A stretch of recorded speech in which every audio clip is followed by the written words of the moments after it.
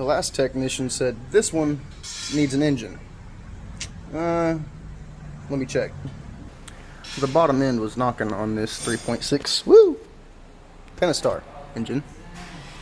Well, they're also known for having issues with the flywheel.